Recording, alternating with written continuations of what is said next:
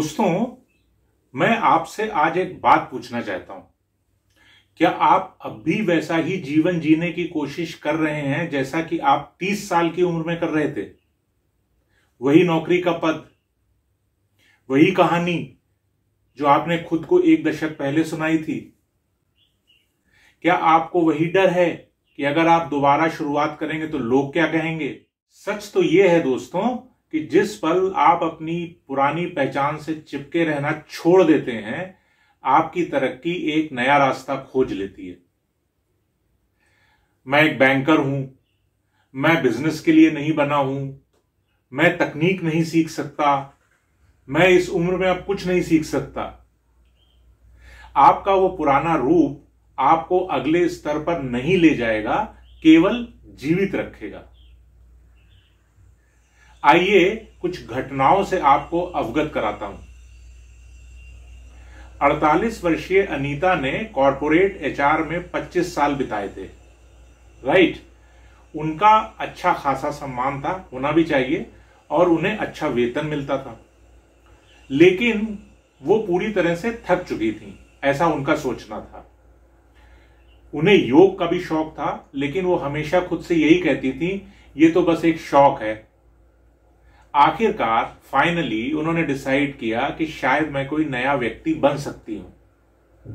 उन्होंने योग का प्रमाण पत्र प्राप्त किया, अपने इलाके की महिलाओं को योग सिखाना शुरू किया और अब पुणे में एक वेलनेस सेंटर चलाती हैं। 51 वर्षीय संजीव ने जयपुर में अपनी स्थित सरकारी नौकरी छोड़ दी। उसके दोस्तों को लगा कि वो पागल हो गया है, लेकिन वो 9 से 5 की दिनचर्या से थक चुके थे। उन्होंने हिंदी व्याकरण सिखाने वाली एक YouTube चैनल शुरू किया।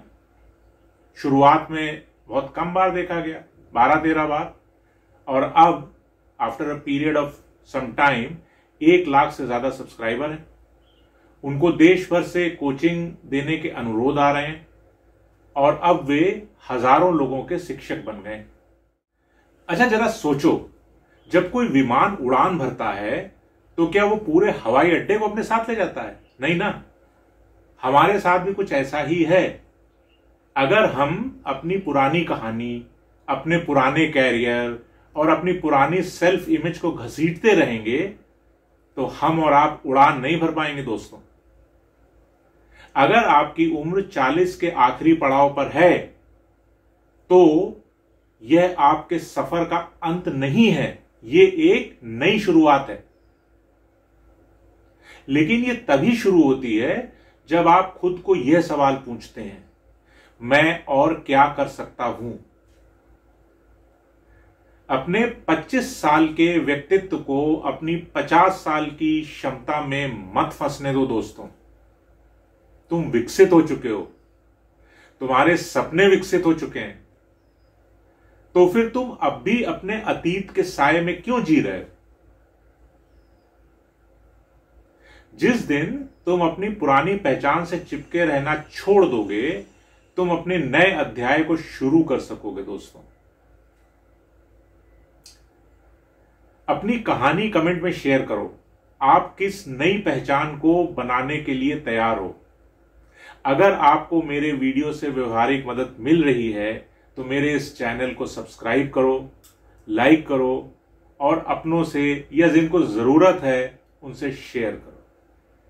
आपका दिन शुभ हो।